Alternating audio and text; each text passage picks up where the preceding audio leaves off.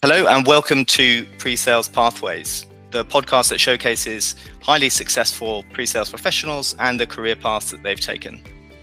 My name is Chris Clark, and today I'm delighted to be joined by Derek Laney. Derek currently works as a Technology Evangelist for Salesforce, where he's been for almost 20 years. Now, over the next 30 minutes or so, you're going to hear a bit about Derek's background and how he got into pre-sales in the first place, what his role as a Technology Evangelist involves, and then last but not least, some of the tips and tricks he has to his career success so far. Now, I've personally spoken to many SEs that are really interested in this type of role as a Technology Evangelist. It's a role I was always interested in earlier in my career, so I know this is going to be a great conversation, but that's enough for me. Derek, first of all, thank you so much for joining us on the show today. It would be great if you could give everyone a quick intro. Hello, Chris. Thanks for having me. And hey, everyone. Thanks for your interest and good luck in your careers. My name's Derek Laney. I'm the Technology Evangelist for Salesforce. As Chris mentioned, our career's been super interesting, and I've had an amazing time here at Salesforce. I spent 5 years as an SE in pre-sales here. I spent 7 to 10 years, I think, in product marketing. And then most recently in this role as a Technology Evangelist. Now, in this case, Chris, a lot of times that's kind of working in more of the marketing and PR space, but using those same pre-sales skills. And actually, it was a gentleman from your side of the world, Dominic Donato, who kind of moved me in that direction many years ago. And he's like, "Oh man, you really should do this for a living. Like, this seems to be what really turns you on." So thanks to him and everyone who supported me in my career so far, and hopefully I can give back as well, Chris. Fantastic. Well, speaking of your career, would love to go right back to the beginning. So what was the first job that you ever had? Yeah, actually the first job I had was an actor. I tried to be an actor. I thought that was going to be my career. I was into that as a teenager. I then realized that I was not going to be able to support myself through a life in that role. And I also had someone tell me I should get plastic surgery. So those were probably the two things that got me out of that industry. I was then like, I switched into a different degree in university. I was like, maybe I'll study this marketing thing. I'd done some work experience in that, and I thought that would be cool. So I did that for a while, and I was like, this is a little bit boring. And then I actually got a job with a family friend who had a startup, and he was working in that time in technology where everyone kind of custom built their own computers from scratch, which sounds crazy right now, but he would do that. And he was also a software developer. So I went and worked for free for him in an internship, and he taught me how to build computers, like chuck stuff together and ship them out the door. And then he also taught me how to code. And from then I really fell in love with technology, software engineering, and I moved in that direction for a long time. Then full circle, sort of much later, came back to do more marketing stuff. But I started my career as a software engineer, product manager for an analytics product. In my second job, at one point I was building a scientific formulation software for a dairy plant. I had to wear rubber gloves and rubber boots and walk through the factory to go to the computer that needed to be updated and work with all of the scientists who were testing formula of how much cream and how much milk goes in to create yogurt and those sorts of things. So a very varied career. But yeah, in those early days, it was like whatever I could do. In my part of the world, this is not Silicon Valley. I grew up in Sydney, Australia.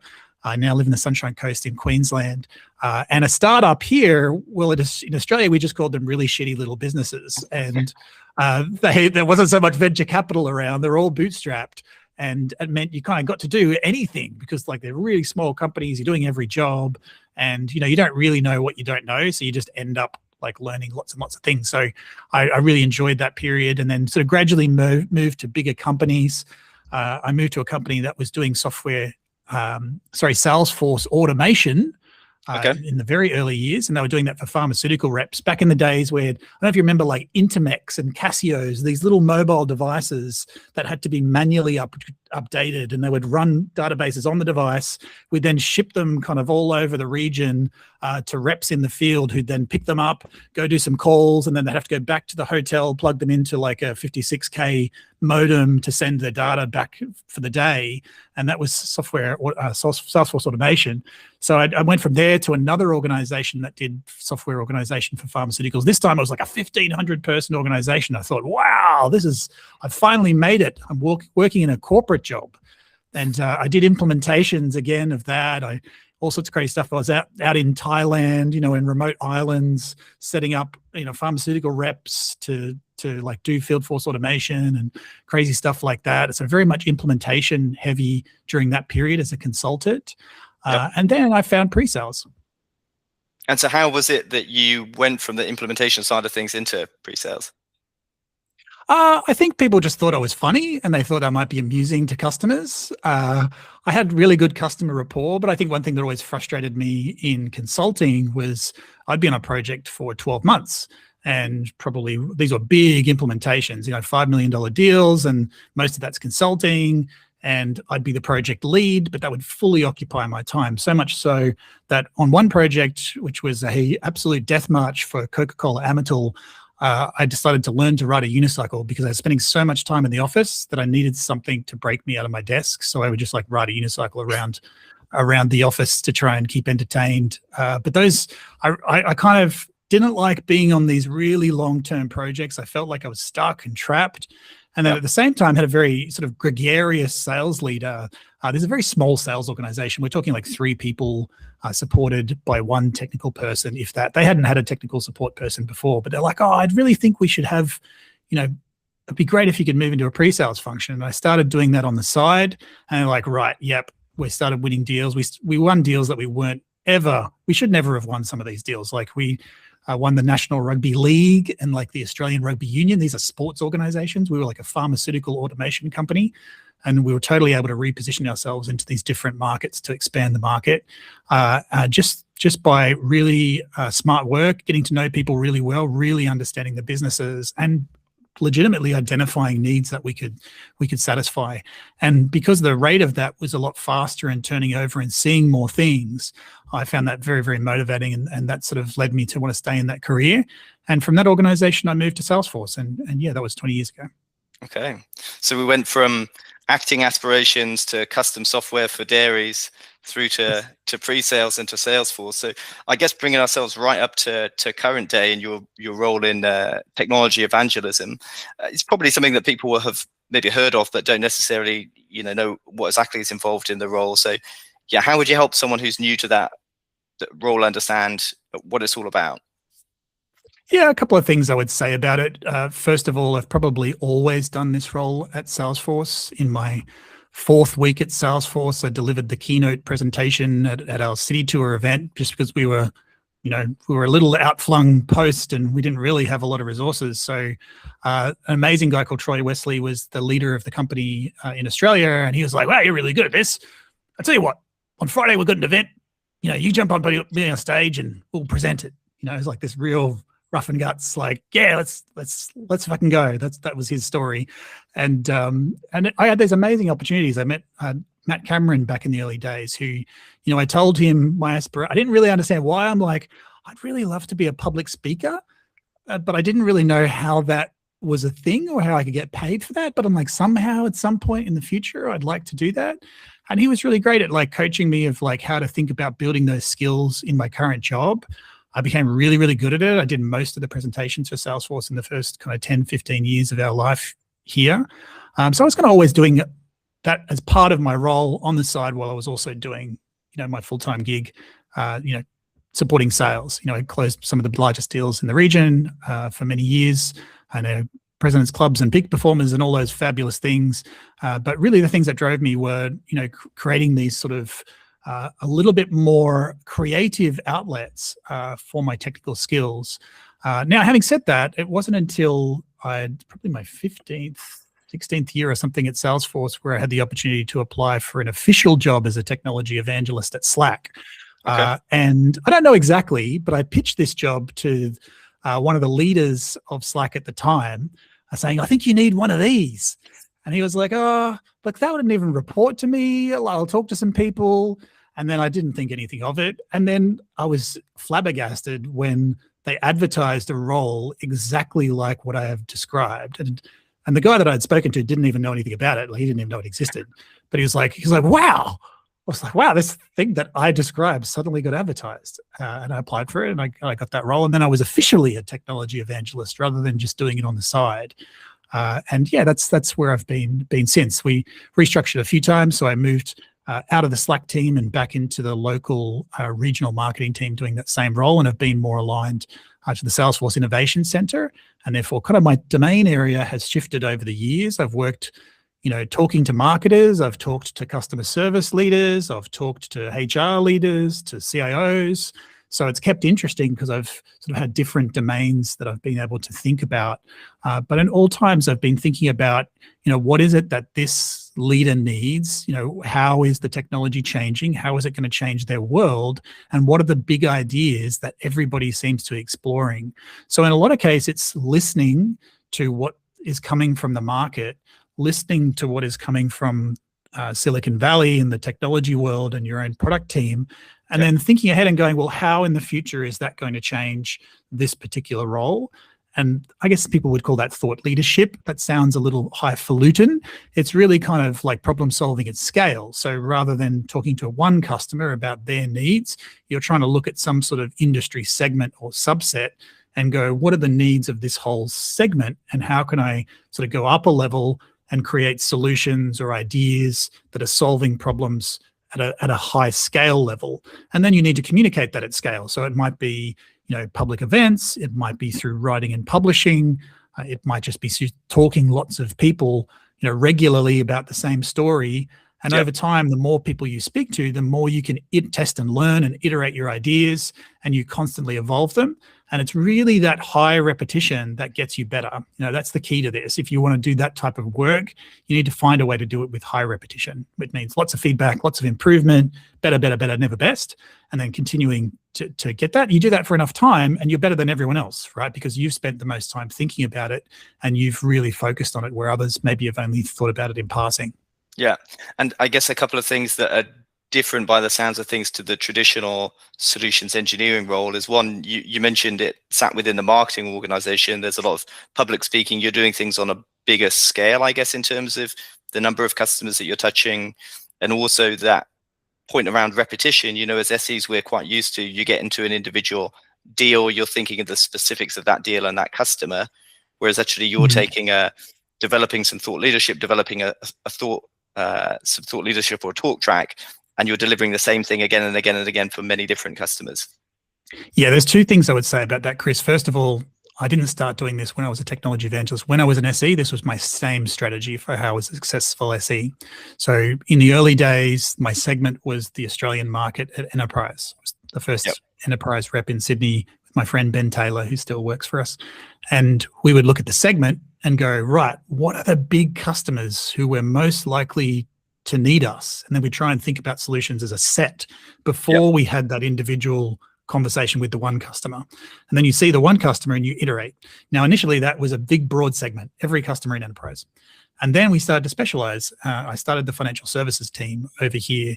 And so I was able to specialize on financial services. And I thought the same thing. It's like, what is the industry need? What are the big ideas in the industry? I worked with this amazing sales guy, Gavin Jones, who was one of the most successful in this part of the world. And he would have the same approach. We would sit down with coffee together and we'd talk about the big things. We'd read the Australian Financial Review, basically our masthead paper. And we try and think about like what were the big ideas that were really going to give us ins, and that's what our prospecting was. It was like coming up with those big ideas, pitching them at scale, or getting a BDR to like pitch us to everyone in the market as, hey, here's our idea, here's our point of view, let us talk to you. And then we would go and have the one-on-one conversation. So even in those early days, my approach to the pre-sales function was to be proactive and think, how do I build points of view in advance of the individual customer, and then use the customer to refine those points of view? Having said that, we'd take like 90-degree turns, right? We would like, right, we're going to pitch core banking. And then we'd like go and pitch that. And at the time that was ridiculous, that our technology was not ready for that. Eventually it did get there, but not when we were starting. And then someone would say, oh, but we do have this problem in mortgage processing. Do you do anything in that? We're like, yeah, absolutely we do that. Right, let me just go look up what the hell mortgage processing is, and then learn about that and like adapt the point of view, come up with a genuine value we could add, and then go back again to the market with a revised point of view around, in that case, mortgage processing. And it turns out, because that's what people were asking for, that was the hot thing. And it turns out everyone else had that same problem as well.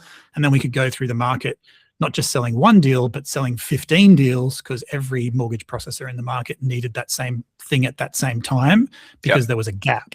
So it was thinking about markets and about the needs of markets, and then the individual work is responding to those needs. And that is often what, it's kind of like veins of gold, right? You find something that's a need in the market and it's a vein of gold.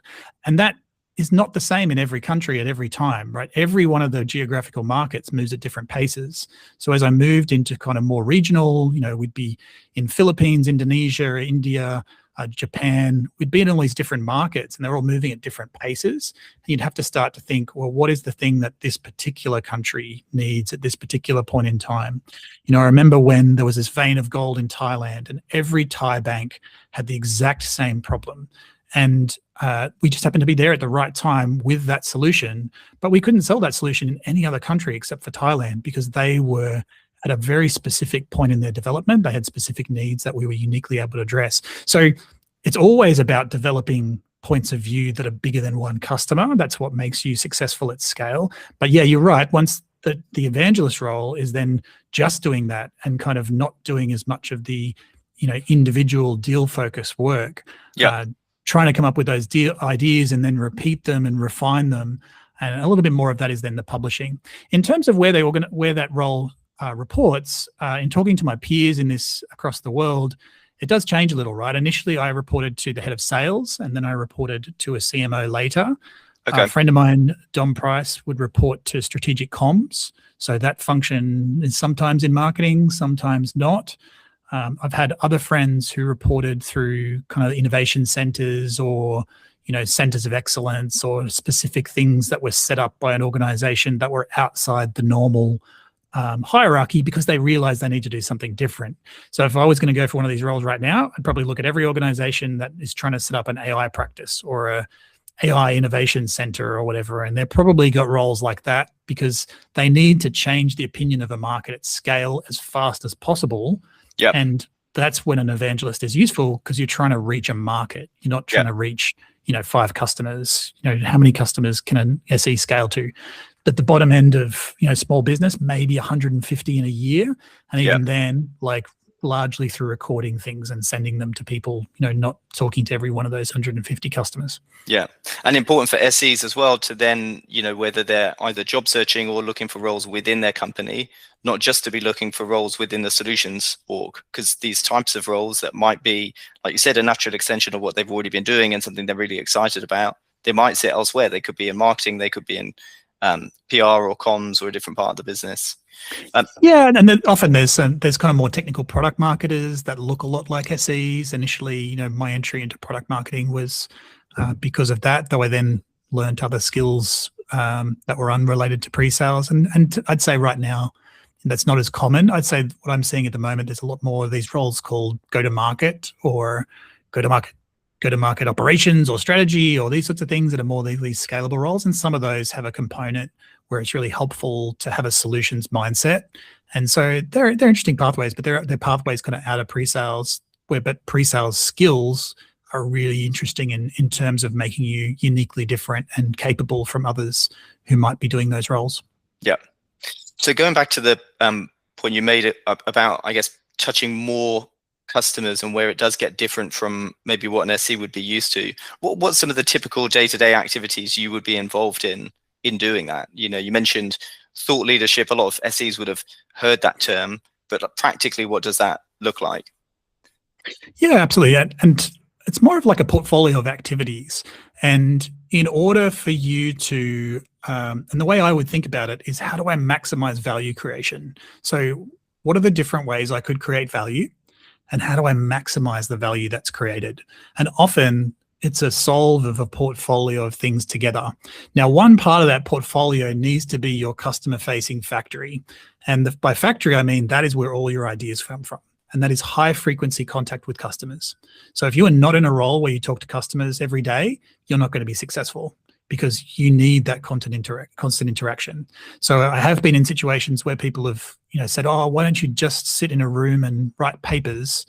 And you're like, that doesn't really work. Like, you can do that a little bit, but even if you think of a university researcher, they need to be talking to their market. Well, in their case, it's like their subjects, right? They need to be doing the research and experimentation. Yep. And in our part of the business, that means talking to customers, and as many as possible, as frequently as possible, at scale, at events, one-on-one in short chats. So you need a mechanism where you can have that frequent contact with customers. And for me, that was through our innovation center. So we would run executive briefings, or at Salesforce, they call them SICs. And this is basically just scheduled times with customers at high frequency. So I would do, 1 to 5 of those a week.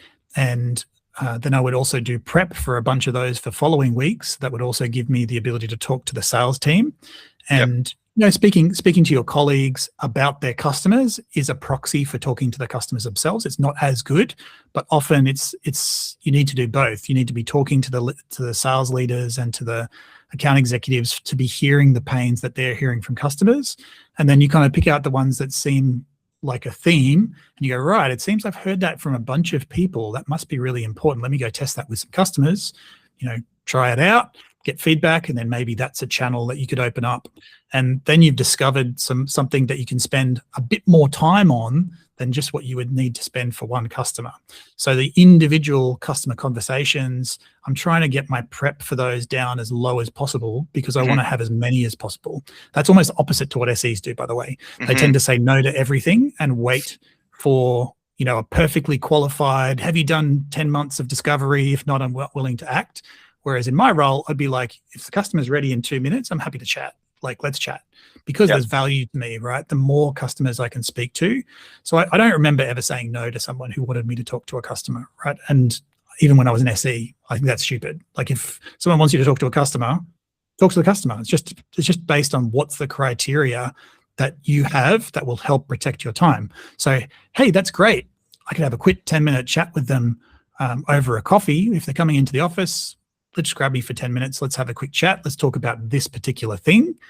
And, I'll do my best to help them in that 10 minutes. Unfortunately, that's all I've got, but I'd love to have that conversation with them, right? Or you create some sort of framework where you can have that conversation. You might even just be messaging them on LinkedIn or something like that, right? Like, there's lots of ways you can engage with customers. The more customers you engage with, the more intelligent you will be as a person, because you have more of the raw ingredients that make the ideas.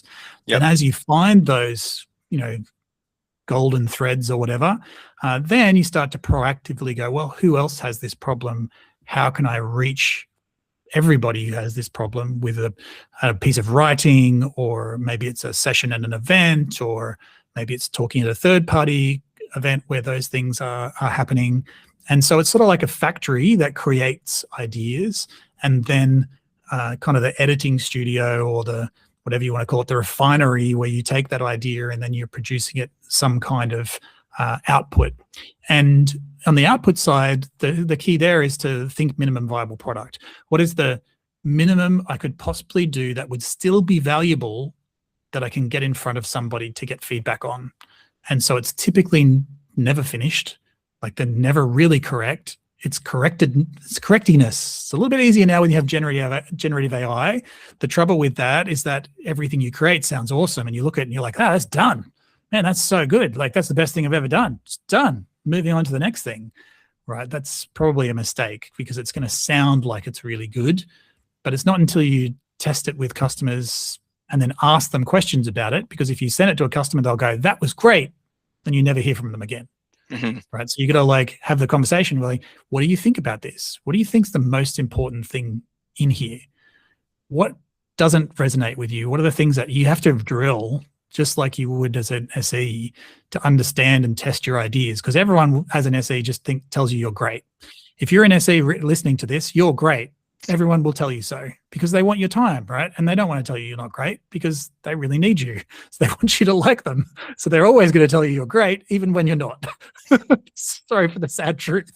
So you got to ask questions to figure out if you are actually good. So then those are not, am I good? Those are questions like, what did you take away from that? The amount of times that I've done presentations on stage, a group of people will come up to me afterwards and go, I just wanted to thank you for how great that presentation was. And you say to them, oh, so what are you going to do differently based on that? And then if they just have no idea, you have failed, right? That was not a great presentation. You were entertaining, but you you weren't successful. If they say something like, tomorrow I'm going to go and do this thing, then you're like, aha, you did listen and you're going to take action. I have been successful, right? That's how you measure your success. Don't measure your success based on, what people tell you. Don't send them bloody surveys with 1 to 10 ratings, right? That is the worst possible way to measure your effectiveness. You need to be much smarter than that. Yeah, makes sense. So Derek, I'd love to know. Still send those surveys, by the way, but only because you need to put them on your yearly report. There's no other reason why you would want those surveys. Yeah, I think people will concur with that. I would love to know one of the things you dislike about the role. I take it you love the customer thing because, like you said, you've got to be in front of customers the whole time. You're refining the talk track and the content that you're working on. But there are aspects of the role that you don't like or that you've tried to minimize in crafting the role. Yeah, I think the second part of your question resonates with me. The first part doesn't really resonate. I really love that role. I'm not really sure. There's nothing that I go, oh, I hate doing that. There was certainly times like that when I was an SE where there was things I liked and didn't like.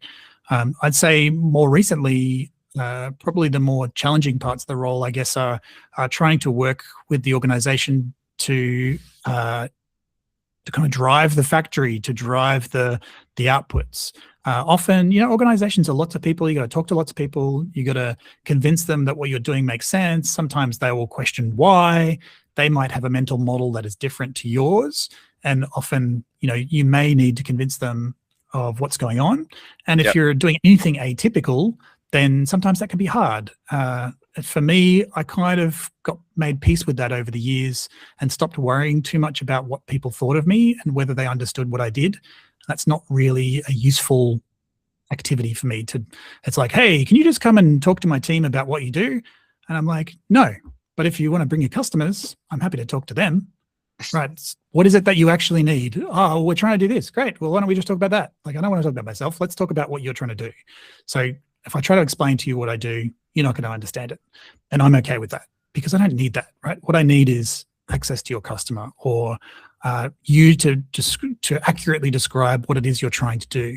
And then I'm the expert. I'll figure out how I support you and I'll give you great ideas, right? And if you don't like them, then you don't have to use them. But usually you will, and you'll use them. And then afterwards you'll go, that was really great. Can we do that again? Yeah. At no point did you ever understand what I did, but it was just good and you wanted more of it. And that's the goal of what I'm after. But to your question around what's frustrating, I guess if you get in that mindset of I need to go preach to the organization what I do, you're wasting your time and you're wasting the organization's time as well. Don't create meetings for, hey, come and hear what I do. It's like, what a waste of time. Do not do that. So I'd say that's probably the biggest thing, trying to operate the apparatus of the business at scale. And every business is highly commercial. Many of the businesses that we work in technology are highly hierarchical, and they don't like anything that functions outside of the bounds of that hierarchy. So I am in mid-market manufacturing and retail sales in Southern US. Okay, but I've got an idea that actually applies to more than that. Okay, no, stay in your lane. Stay in your lane. Yeah. Only talk to those people that are in your, oh, wow. But actually, I honestly couldn't walk around the street and tell you who's a mid-market manufacturing and retailer. Until I've had 5 conversations with them, I actually don't know if they're in my segment. So it's that's a very hard thing to work in, that type of constraint. And often if you want to have good ideas, they're probably going to fall outside of wherever part of the world you are. So you have to build good relationships with people and think about, well, how do I work on some of those bigger ideas? If you're in a pre-sales role, usually that means in your 10% time or your 20% time, right? The time you have that isn't, working on the thing that's immediately in front of you. And then you need to build relationships with others. And in a lot of cases, if you're interested in writing and speaking, then it should probably be the comms team, right? They are the people that own that for any organization. And over the years, some of my best friends at this company and others are in comms because that's what they do every day. They're trying to think about what is the story that we want to tell to the market. And as an SE, you're trying to do the same thing, just in a much smaller scale. But if you don't include them, you're going to screw up, right? You will do the wrong thing. You'll post dumb things on the internet that you shouldn't do, right? Until you talk to them and they tell you what's really going on. And then you're like, oh, that makes sense. And then they'll usually give you feedback and say, look, your idea is great, but really here is the framework that the organization is working in right now. And the place where your idea would work is in this world, and it would be better if it worked in this way. And then you take their feedback and work within that. You work as a partnership. And if you do that well, then they will come to you and say, right, I've now got an opportunity that I need your help on. Can you please do this thing? And then work in partnership. I love those partnerships. They're, very, very fulfilling and great fun. And comms people are amazing people. So you should be their friends. Absolutely. So Derek, I guess looking across the entire arc of your career, would love to hear sort of 2 or 3 habits that you would attribute some of your success to. I haven't thought that deeply about this question, so I'll give you an answer, but I don't know if it's the best answer I could possibly give. It's probably just what's top of mind for where I am right now. But I think there was this like movie, The Yes Man, is like, what if you just said yes? And like, what if you were just positive about every opportunity that came to you? How much more value could you create? How much more fun would you have? And I'd say that's probably the first thing, is like being open to anything that comes your way and trying it out and finding a way to make it happen. I'd say that's probably one, is like, yes is always the right answer. It's just a question of in what way. Two, I'd say is probably maximize value creation. So if you just go say yes to everyone, you'll say yes to things that are really low value a lot. And then at the end of the year, someone will look at everything you've done and go, you're just doing a bunch of rats and mice stuff that's not that important. Like, probably don't do that. So in counterpoint to say yes, the other is like, how do you maximize value? So what are the ways that you create value, and how can you create more value? Sounds pretty obvious, but what that might look like, instead of just working on that one demonstration for that one customer, what if you could just work on that demonstration for every customer like them? Do it once and then go and talk to every customer like them about that same problem. Like, that's a really easy way to maximize value creation for the same amount of work. So the time that I am spending, I'm trying to maximize the value I create from that time by thinking differently, by addressing a larger market, by making it more reusable, by trying to make the work that I do on customer 1 impact the work of customer 2 and customer 3. Now, if they're all competitors, sometimes that can be problematic. So you got to sort of think about how to balance that and think about those polarities, that you don't just like go and harvest all the secrets from one company and then go tell their competitor. Like, if you do that, like, A, you're not an ethical person, and B, you're probably violating like the trust that customer gave you. So you can't do that. But it's something like that. It's listening to the needs of customer 1, realizing that customer 2 probably has those needs too, and then adapting points of view that will make sense to both customers and create value for both of them, keeping the things that are private and secret to those companies private and secret, because that is part of the trust that we're given in pre-sales, is to have access to sometimes more information than is public.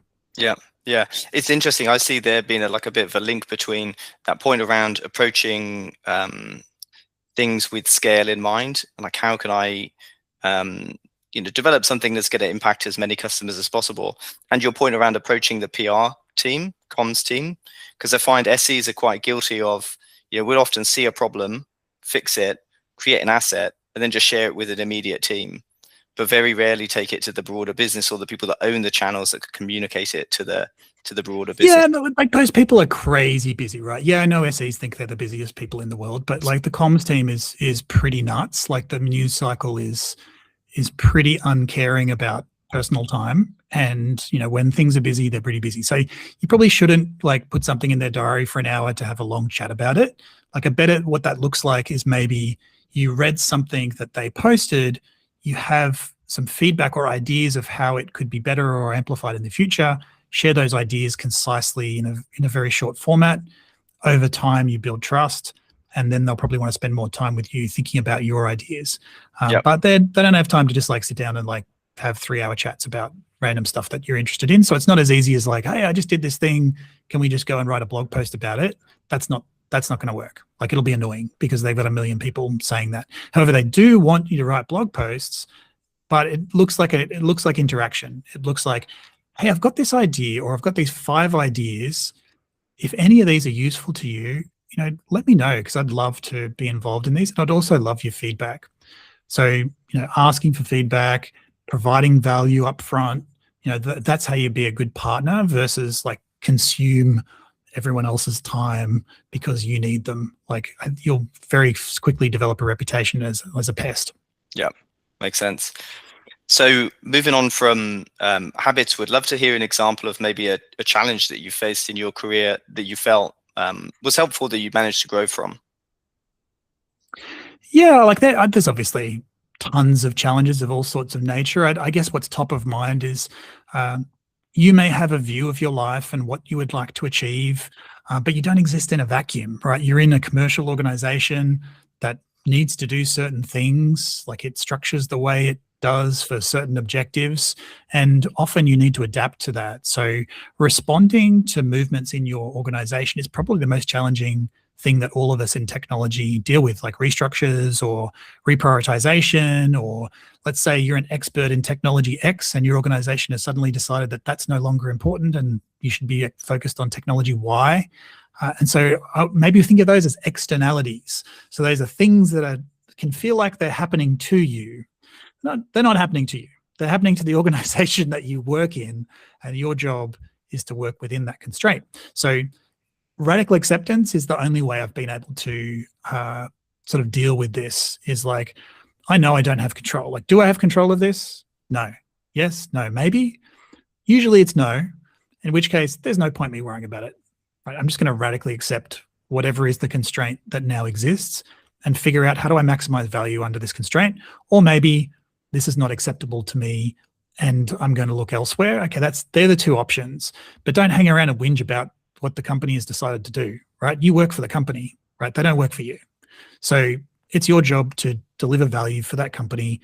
And that's what you've agreed to in working for them. So if they decide to do something that you don't like, well, you either leave the company or you kind of get on board. Like, they're the only two options. Like, sticking around when you're not happy about something, I think is the path to failure. Or at least that's the mindset that I've taken. What I've noticed is that makes me faster to respond than anybody else, because I hear the news, I get on board, I move, right? You might look at me and go, oh, that makes you soulless and you have no ethics. I'm like, well, no, that's just, I believe that if someone was put in that place to make that decision, then like, I need to respect that. That's part of working in an organization. If I don't like that, I can be an independent consultant, or I can start my own business. Like, there's other things that you could do. But if you work in a corporation, then you kind of got to work within the context of that. Not to say you can't give feedback, you can't have an opinion. All those things are super valuable. But you've got to work within the structure and the constraints of the organization. And if you try and fight that, you're probably going to be wasting your time, or at worse, like, you're just annoying other people. So, I'd say that's definitely the biggest challenge. I think over the time I've been at this company a long while, and only because I'm able to do those things. But I got a reputation for being fast to change. So I was always the first over the fence when we acquire a company. So whether it was Radian 6 or Exact Target or Buddy Media or Slack or any of these organizations, the first thing was, right, something's changed. What does that mean now? How do I help? Right. And how do I create more value? Yeah. Yeah, it's like, get on board sounds like it's something being done to me. It's not being done to me. Like, it's not personal. Like, it's like, I'm working for the organization. That's what the organization's chosen to do. So, like, how can I create value? How can I create more value because of that? Yeah. And what are the ways that I can leverage that to do more? There's also, like, surprisingly, a lot of opportunity if you have skills in an area that's not a priority for the company, but the company still needs to do them. And there has been times where that's been the case too, where I've been the expert in the least popular technology, right? And then suddenly you're the only one who cares about that technology. And suddenly every customer wants to talk to you because no one else cares about that technology. I won't name technologies because it's mean, but like, I see that a lot, right? And like, initially people are like, why does the company not care about blue burgers? And I'm an expert in blue burgers. And then you talk to all the customers who still like blue burgers, and they really want someone to talk to about blue burgers. And they find you particularly valuable, maybe more so than you were before. So just because the focus of the organization is not on something does not mean that value can't be created. So that's a slightly kind of counterpoint idea, But again, going back to what my mindset is how do I create more value? That doesn't always mean how do I talk to more customers, because there can be greater value created with fewer customers. Greatest example of that in the world is government, right? There is only one Department of Defense. It spends a huge amount of money. There is only one tax office, right? So that's about value creation, not scale, like not number of people I talk to. It's large amounts of value. Personally, I've never worked for the Department of Defense, so that was just a hypothetical example, but it's an extreme example of like a way that value can be created that could be maximized. And it's not always about, number of things I do. Yeah, makes sense. Derek, I would love to hear, for people who are thinking about technology evangelism as a role, something they want to do in the future, what's one piece of advice you would give to them? Look, there's a couple of things. First, I would say there is not very many of these roles that exist. If you were to look at ads for these roles, maybe there's 20 in the world. I don't know. There's like not a lot, right? They're very, very rare. So if you would like to do that, it's probably going to be a long-term thing. Right? It's probably something that'll take you a long while to work towards. And so what do you do in the meantime? Well, if you like that type of work, how can you think about how that work can be created within your current role or your current sphere of influence? And going back to my own story, I did all this stuff before I had the job, and I was able to find ways for that to work within the constraints of the company. Initially, it was because we couldn't afford to employ people like this. So it was really handy to have someone who would like do it part-time, right? And the comms team loved it. The marketing team loved it. Normally, my solutions engineering leaders would get on board with it because they could see the value created as long as I could explain it. But you need to think kind of like collaboratively, like it's a multi-way collaboration, right? I'm thinking about different stakeholders, and I'm like, if I just spend all my time on this thing that isn't part of my job, my line manager is probably not going to be happy. So how do I think about these multiple needs of the organization and balance those, have the open conversation, and maybe, you might need to be balancing those things or juggling those things. The juggler was one of my monikers for some time, because to others, it appeared like I was popping up in random places all the time, doing all sorts of crazy stuff. They're like, how do you do all these crazy different things? And that was a strategy in my head, but to the external, it just looked like complete randomness. So that's it. You need to be able to work with a suite of people and balance these different stakeholder needs, and think about what are the things that you're trying to achieve? What are the values that you have? What are the needs of the company? How can I satisfy those needs? And what are the needs of my direct line manager? And ultimately, what is going on their performance review? Because if I'm doing stuff that isn't contributing to that, they're probably not going to be a partner to me on those things, because it's not really going to help them unless they're really altruistic. Yeah. So it's a combination of, you actually get to do some of it in your current role, which you enjoy, but making sure that you keep the relevant stakeholders happy. And then when one of these roles, which is reasonably rare, does open up, or you craft it, you've already got a portfolio of work you can prove that you're already doing a lot of that. You're not saying I could be really good at this. Like, people don't hire people that could be good at a job. They hire people that have proven to have done the job already. And in most cases, for most of the evangelists that I've spoken to, they are not recruited. The Slack example was probably an exception, and I haven't seen that a lot. Most of the time, it's a role that has been created for someone so that they can do more of what they were already doing, and creating more value by allocating more of their time. So the organization's going, right, that thing that you do part-time is actually more valuable than the rest of the stuff that you do. Can you just do that and do more of it? Right, and we'll create a role. Now, that may not be called Technology Evangelist, right? It might be called some other random silly name that works in the organization's nomenclature. And that's okay, right? Because as long as you're doing work that you enjoy and you're creating value for the organization, it doesn't really matter what you call it. It could be called all sorts of things. I've seen futurists, I've seen innovators, I've seen strategists, I've seen all sorts of different names of people doing the same sorts of things. But I think as an industry, it tends to be sort of associated with scale activities, market scale activities. So comms and marketing are the most common places where those roles show up, or in organizations that are too small to have this role, they might create some sort of hybrid role or something that's a little bit sort of fuzzy because they want to maximize the value that you're able to create in that place. Yeah, makes a lot of sense. Derek, I've really enjoyed the conversation. I was trying in my head to pin down one or two takeaways because there are so many for me, but I loved the idea about a factory. I think that's something that's stuck in my head, is the idea that you need to be in front of customers, you need to be getting repetition in, you need to be getting feedback in, honing your content based on that. The idea of maximizing value and saying yes to things, that's going to be uncomfortable for a lot of SEs, where you're used to sort of qualifying hard and maybe defaulting to no, but actually taking those opportunities and being prepared actually to craft a role like this. It's not that there aren't many of them. You may not see them advertised, but you can create space within your current role to do it, make sure that you manage the relevant stakeholders. This has been, as I said, super, super interesting for me. And I know everyone listening and watching is going to think the same. Thank you so much for taking the time and joining me today. I'm sure you don't mind if people are following along, that they can follow you or connect with you on LinkedIn if they want to carry LinkedIn on. is probably the easiest. Feel free to direct message me if you need something. I'm also on Slack. You can reach me there. Fantastic. Great. Well, and thank you lastly to everyone that's listening in and watching. I hope you found that as enjoyable as I did. And you can follow Derek and you can follow the podcast. Next episode will be same format. So thanks everyone for tuning in. Thanks, Chris. Thanks everyone. Good luck in your careers.